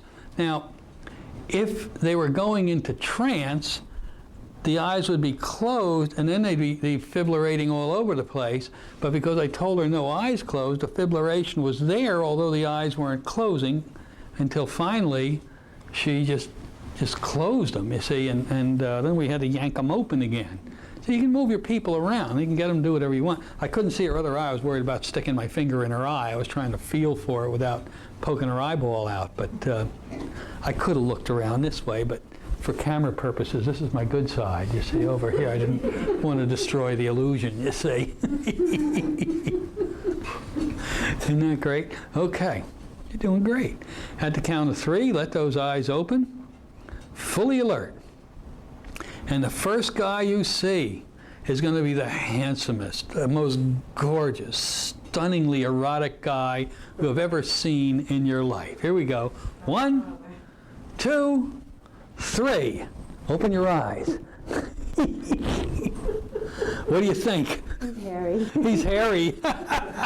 I'm working for you, but it's just not happening here. I don't know what to do, you see. Now, this is a great kind of a little induction to do with people. Again, any of these inductions that you do this way are wonderful for people who might have a little fear of hypnosis. Just magnificent. Because they're not being hypnotized, or at least they feel as long as their eyes aren't closed, they're not being hypnotized. And many times you can use this or the other direct stare induction and notice how your mind and body relaxes. Well, this is all hypnosis feels like. The only difference is you'd close your eyes, but the feeling would be the same. And notice, while you have this feeling, you're in control, not me. You could easily get up and walk away if you wanted to. I couldn't give you any suggestion against your religion, your morals, or something you feel strongly about. You wouldn't have to follow me anyway, would you? And so you can break through any residual fears that they might have about hypnosis doing this particular thing. Now, the next benefit of this is you say to the individual, this is really cool too, and I've done this a lot. when you say, I want to show you how to relax before we do hypnosis. Now you can do either one of these. You can do, I like the Alf stare, but of course that's only in the classroom. In the office, just pick a spot up there. It doesn't matter what it is. And you do that. Now once they're in trance, then you start talking to them. They don't know they're hypnotized at this point because you're just teaching them how. Let me just show you how to relax a little bit before we do the hypnosis. And so you do the fixation technique. Now when you do the fixation technique, once they're there, then you can start talking. You know, as when we do the hypnosis portion of this, you're going to be so successful. You're going to find that you are just never going to have the slightest desire for another cigarette the rest of your life. As a matter of fact, you're a non-smoker right now. We're just going to work together so both your conscious and your unconscious know that that's your reality. Or whatever the problem may be, you just start talking to them, and you can do the bulk of your work this way. Now, why is this better? Say, is this better? Ask me. Is this better? Yes, it's much better. Now, let me tell you why it's better. So you got to yank it out of this group here today. Let me tell you why it's better. Because if they're not, in quote, hypnotized, they don't know you're doing hypnosis. And if they don't know you're doing hypnosis, they're not defending against unwanted suggestion. If they're not defending against unwanted suggestion, guess where the suggestions are going? Wham, bam, thank you, ma'am, right in there. And so you can do 90% of your work before you say, okay, now let's go ahead and add some hypnosis to this. And you just pull the eyes down, tilt the head over, do a couple of deepening techniques for effect, for their effect, not yours. And then go ahead and give them a little patter and emerge them, and the party's over, you say. Because you've done it all better than trance hypnosis because there was no fear. They had no fear, and suggestions went in perfectly. Some people call it DRT hypnosis. I don't like to use those words. I think that's not a good term. Tell them what DRT means. Dirty, rotten tricks. Yeah, you like that? I love it. You love dirty, rotten tricks. Well, you know, there's the old expression in life that, remember what your dad used to say to you, this is going to hurt you more than it's going to hurt me? Don't believe that for a second. But it's the truth. And so we dust off these things for the betterment of our clients. Now what we did here is it's not substantially different in many ways to techniques used by con men, are we? Con men attempt to bypass your critical factor and then talk you into doing something, whether it's retarring your driveway or your roof, or all of a sudden, you know, I've got this $1 million, but we need you to put up 10 grand so we can get it out of the bank story that a lot of the old people fall for all the time. That's all waking hypnosis. And one of the great critical factor bypasses is, I have all this money and I want to give it to you. Do you like that idea? If it were true. Yeah, sure. But all you have to do is put up 10 grand for honest money or whatever, how they phrase that, and then it's going to be all yours. There's $128,000 here. Well, you're a little old lady with a little bit of dementia. Well, sounds good to me, doesn't it? What do you think, Pop? Well, I don't know. It works for me too, you see. So that felt good, didn't it? So waking hypnosis is easy. It's easier than regular hypnosis. That's the beauty of it, because you're fighting nothing that upsets people about regular hypnosis. You're not throwing anything out there that's going to scare them. You're just going to teach people to relax. We'll do the hypnosis later. What do you think? I think it's great. You like it? It's great on the eyes. Are you going to do it? Yes. Now that's the kind of energy that I like to hear. Now I wonder if you could do something for me now. Go away. Okay. Thanks a lot for letting me assault your butt. And I didn't use these. I brought these out for effect to get a big ooh out of the group here. But actually I was looking for my Alice clamps and I couldn't find my Alice clamps. Okay. So there are some of the waking hypnotic type of inductions that we can use with people. But again, waking hypnosis really doesn't even need induction. You just need to bypass that critical factor. Some of the people who use waking hypnosis tremendously effective are great people. And great people, I don't necessarily mean presidents or leaders or things like that, although they're taskmasters at it. But you may remember a great school teacher who affected you so much. That was a great waking hypnotist. We talked about politicians. And I have to give the biggest A+ to Bill Clinton. Bill Clinton was amazing. When he was having his debate with George Bush, the senior Bush, in his first election, George Bush, because of his personality and his upbringing, stood behind the podium, and he was very tight. Very tight. Clinton, on the other hand, number one, looks great. He's got the hair, he's got the look, and he's got a presentation style. And he'd get out from behind the podium, and he'd be using a combination of hypnosis and NLP techniques to completely dominate the audience. First thing he'd do is walk up to his audience, take his hand and put it in his pocket. Now, subconsciously, that means a lot of different things, and they're all good. One means I'm not going to draw my gun and shoot you. I've got my hand here, you say. Or I'm not going to hit you. My hand is in control here. And he would walk up to somebody, and it's also a comforting look that you're relaxed and at ease. And then he would stare at the person, and he'd say, I know you, like me, want our world to be better. Well, all the subconscious mind heard was, I know you like me. You see. And he was great at this. Absolutely. When I saw this, I about went, oh my God, Bush is doomed. That's the end of him. It's all over. And it was all over. I guess, yeah, this was Bush's run for his second term, Clinton's first run. And then the one that really, really, really showed me what a great waking hypnotist was when he was sitting behind that desk, and he looked at that camera, and he said the famous words, I'm only gonna say this once. I did not have sex with that woman, Ms. Lewinsky.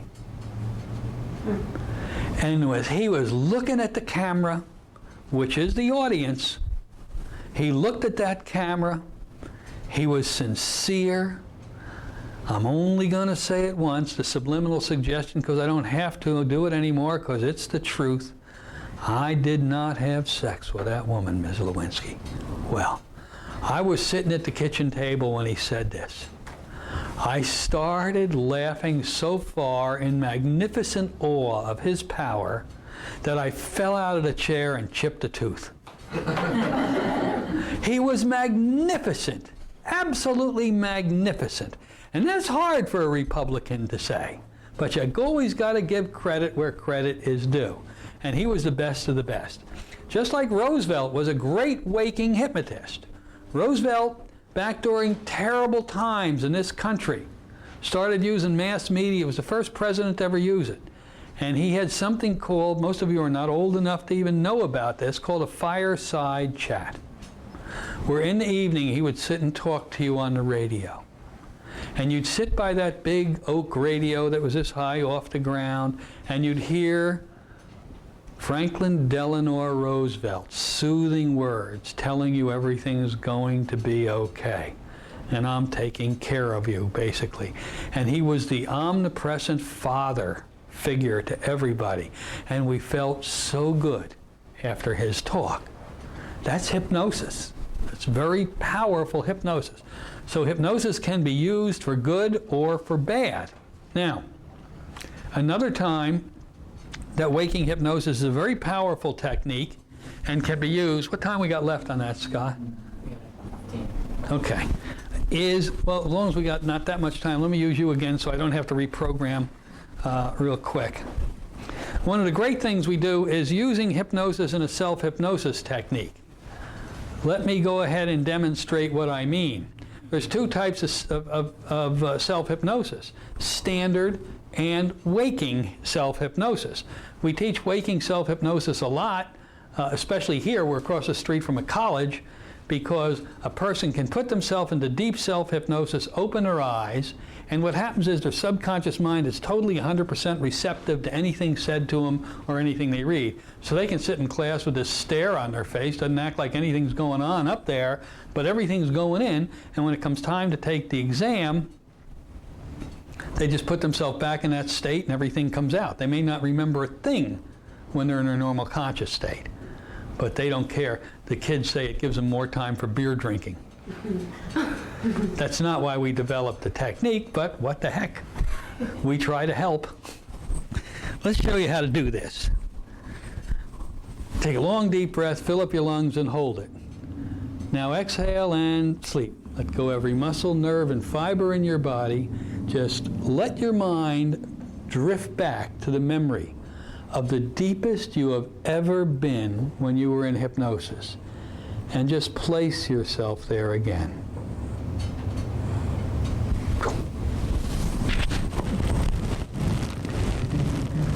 This is the way you pick up girls.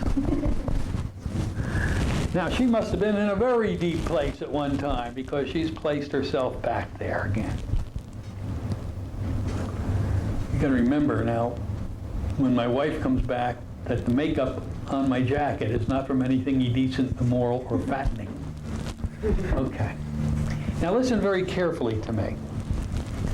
I'm going to teach you how to go back into this state and how to, after you're in the state, open your eyes, remain in this state. You'll be able to function normally. You'll feel a little quieter, a little more peaceful, but you'll be normal in every way. I'm going to teach you how to do that and then how to emerge yourself. Now here's what you're going to do.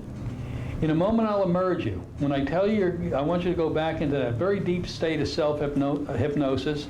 You're simply going to tap your right index finger to your leg. Instantly your eyes will close, you'll go right back into this state. Then I'm going to tell you to tap your left finger on your left leg. When you tap your left finger, your mind and body will remain deeply relaxed. But you'll be able to open your eyes, you'll be able to absorb everything that's going on around you perfectly. So let's practice that. To count of 3, eyes open, then I tell you to, you'll drop your right index finger, you'll go into this state. After you're in the state, I'll tell you to tap your left index finger on your leg, then you'll be able to open your eyes, and you'll function normally, although you'll be very much aware you're in a very deep state of mental and physical relaxation. It's going to feel great. Count of 3, eyes open. 1, 2, 3. Eyes open, say, I feel good. I feel good. Like I knew that I would. Yeah. All right, now, you understand the instructions? When you're ready, I want you to tap this, go right back down into the state, even deeper than before. Bada bing. There we go. Now, at the count of 3, touch your left index finger to your leg. Your eyes are going to open, and you're going to find you're able to remain beautifully relaxed mentally and physically. All right, 1, 2, 3. Open those eyes. Find you can sit up. There you are. How do you feel? Wow. Wow, huh? Doesn't that say it all? Do you think you're in hypnosis? I don't know. I can't think of anything. Cool. That reduces stress, doesn't it? I'm going to work over here. I want you to watch what we do because nothing's going to bother you at all in any way. Just watch me down here. It's going to be cool. Wow. What do you feel? Nothing. Nothing. What do you see?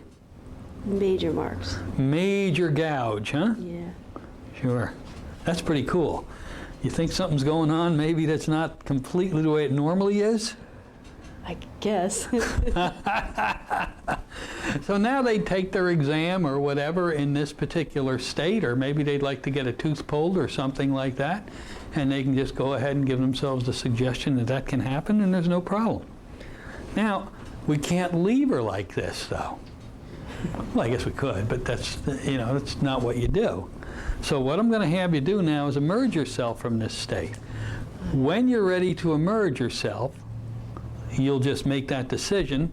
Then the next thing you'll do is close your eyes, close them down. Now all you'll do is count forward to the number 3. At the count of 3, your eyes will open, you become fully alert. You do it silently. When you're ready, go ahead. Good. Feel a difference? Yeah. Yeah? Now let's do the whole thing one more time. Raise this, drop into the state, tap this, eyes open, remaining in the state. Then when you're convinced you're there, close your eyes, count to 3 and emerge. Got the deal? Go for it. Boom.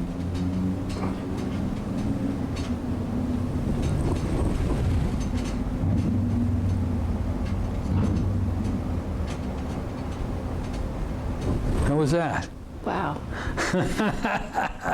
See, that's the way I used to drive to my mother's house all the time. I'd drop into the state, boom, open my eyes, go tooling down the road with a stupid look on my face. Nobody could upset me. Now, I wouldn't do that in city traffic, but it was great on the interstate. Stay in the right lane, put it on the speed limit. That usually burns everybody's butt. And just go cruising up the road with this glaze over your eyes. When would you use this and when would you use the light switch techniques? The regular self-hypnosis light switch technique. This is just a variation of that. It's, But this takes so fast. The other one, that takes quite a long time. well, yeah, we'll use the short one then. Does this get you at the same place? This feels deeper. Well, you're a natural. No, she's right. This usually goes deeper than normal self-hypnosis techniques because what you're teaching is them to do it right off the get-go. It seems like they have more control in this. They can go as far as they want without you talking them to go deeper, deeper, deeper. So it works great if. Now, with her it works great because she's already previously been in a deep state of hypnosis. So remember when I said, let your mind drift back to the deepest you've ever been and put yourself there. So you may have to work with somebody for a session to get them into that deep state so they're aware of what that feeling is and let them enjoy that deep state for a minute. Then you can say, now let your mind drift back to the deepest you've ever been. Remember those feelings. Now just let yourself be there again. And they'll go right back down there. We have, as long as we've had a pleasant experience, we have no problem putting ourselves back to where we were before because it's pleasurable, you see. And it's easy. If we have any inhibition or fears, it's going to be more difficult. But if you've already been there, you don't have any inhibition or fear, you just go, I can go back there, watch this. And right there, isn't that true? Can you say, if it's a first session, can you put them in a nice, beautiful state and then emerge them and say, oh, go back to the state we were 5 minutes ago? Do it all the time. Absolutely. In other words, he's saying, in the first session, can you hypnotize somebody deeply, emerge them, then tell them to close their eyes and go right back into the state they were before, just a few minutes prior to that. And suggest it when they're in it first, of course. Yeah. Even without suggestion, they can do it. Even with the waking suggestion. Yes, you can just say now, you got the deep state, you can just have them open their eyes and say now. Oh, open their eyes without a fully alert. I mean, even if you totally emerge them, as long as they've been in that deep state, they can easily go back to it. Wow. Now, I'd say to her, let's say this was our second session. I'd say, okay, you ready to do some more hypnosis? All right, just close your eyes a minute. Now listen to me.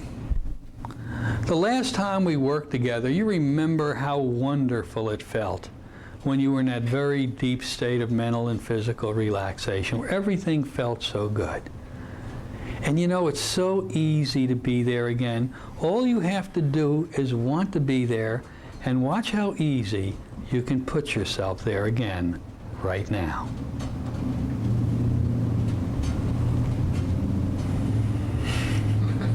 Dunk. You see, it comes from years of experience of having women go to sleep on you. Would you have given them a post-hypnotic the last session? It would be helpful, but unnecessary. Necessary? No, but And would they need to practice this like every day for a week or so, like they would with the light switch, for it to be more effective in the long run? the more you practice, the better it is, isn't it? Yeah. So I would say have people practice this at least 2 or 3 times a day for about a week, and then it's going to be like falling off a bicycle. They'll always have it, believe me. Did you count to 3? Or are you just coming up and still stoned? I practiced the whole thing again. Oh my God, she's a hypno junkie of the first magnitude. Feel good? Yeah. Still in hypnosis? No. All right, say the 2 words. Okay. Go away. Bye-bye. See you later.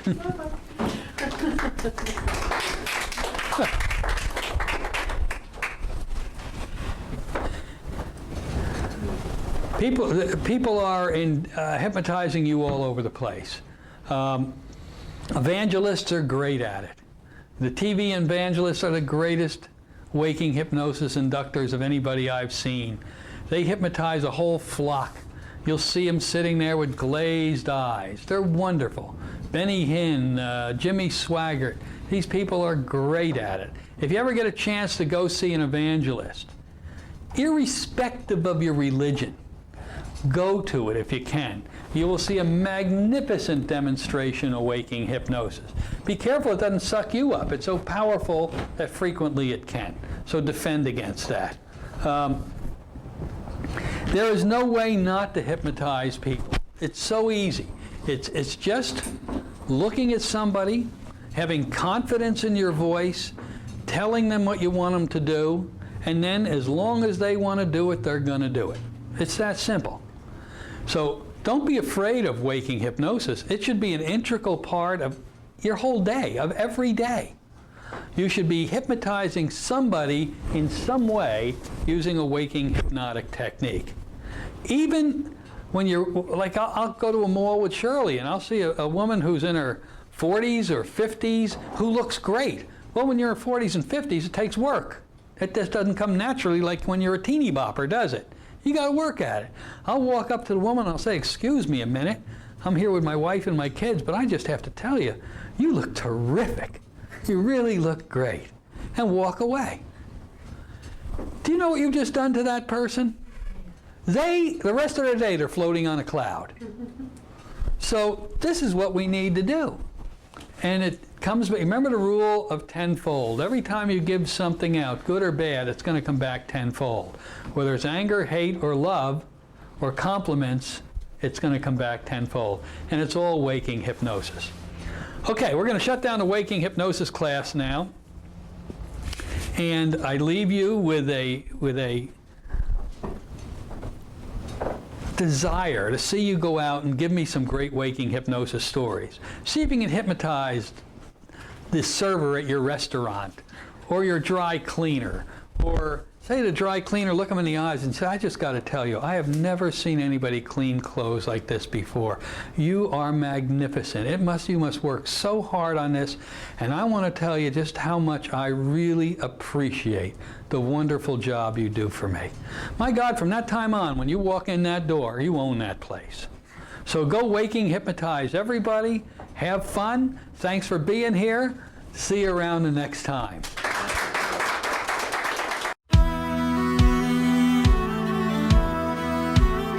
В далекие-далекие времена жадные дворяне наживались на неграмотном народе.